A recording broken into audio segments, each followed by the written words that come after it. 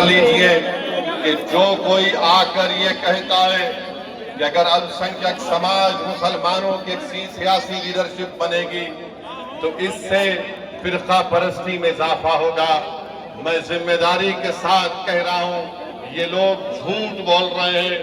اگر فرقہ پرستی کے اس سمندر میں آج اس ملک کو گھیرا جا رہا ہے،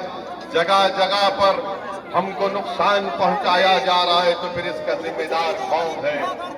اس کا ذمہ دار وہی لوگ ہیں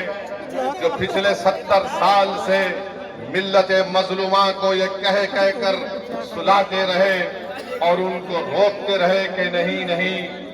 آپ کی اور ہماری لیڈرشپ نہیں ہو سکتی ہے،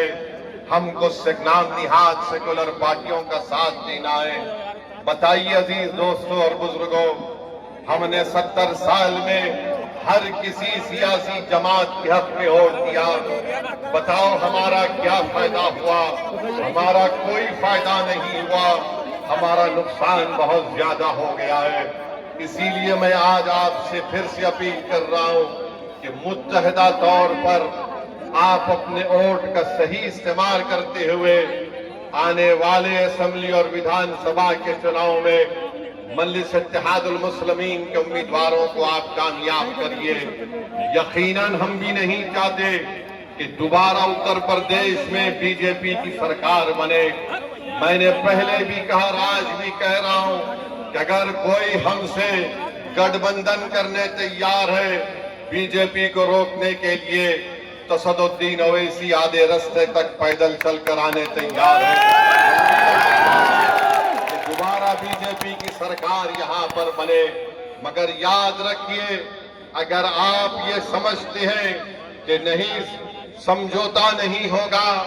تمہارا کام صرف ووٹ ڈال کر اپنے گھر میں جا کر خاموش بیٹھ جانا، تو میں ان سے کہنا چاہوں گا کہ اب ووٹ ڈالا جائے گا مگر ووٹ نیتا بنانے کے لیے استعمال ہوگا، ووٹ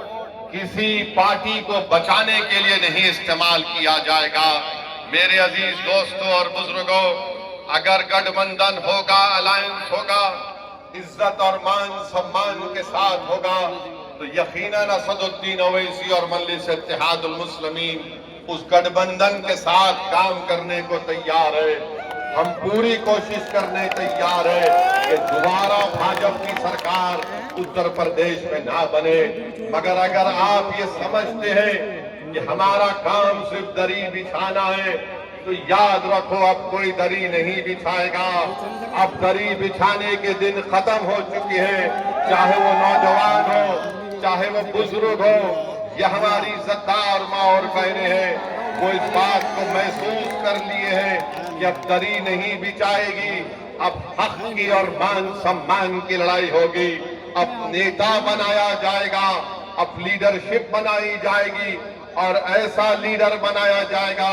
جو اتر پردیش کی ویدھان سبھا میں جا کر اندھا، گونگا اور بہرا بن کر نہ بیٹھے، بلکہ جب مسجدوں کو شہید کیا جا رہا ہے تو ان کو اپنی ضمیر کی آواز پر اس ویدھان سبھا کے در و دیوار کو ہلا کے رکھنا چاہیے تھا، مگر آج ہم دیکھ رہے ہیں کہ وہ خاموش بیٹھے ہوئے۔ تو میرے عزیز دوستوں اور بزرگوں، میری آپ سے اپیل ہے کہ یاد رکھیے نیتا آپ کو بننا ہے۔ اویسی حیدرآباد سے نکل کر یہاں پر بجنور میں اور نجیب آباد میں اس لیے نہیں آیا کہ میں اپنی اللہ جب تک مجھے زندہ رکھے گا، میری زندگی کا مقصد ایک ہے کہ بھارت کے کونے کونے میں مسلمانوں کا نیتا بنے، جو بنے گا انشاءاللہ تعالی، جو کوئی نام نہاد سیکولر پارٹی نہیں چاہتی۔ بی جے پی تو مسلمان کو ٹکٹ بھی نہیں دیتی، اور یہ جو اپنے آپ کو سیکولر کہتی ہے، یہ کسی کو ٹکٹ دیتی ہے تو کسی کو ٹکٹ دے کر غلام بنانے کے لیے دیتی ہے۔ مجلس آپ سے کہہ رہی ہے کہ تم غلام نہیں بنو گے،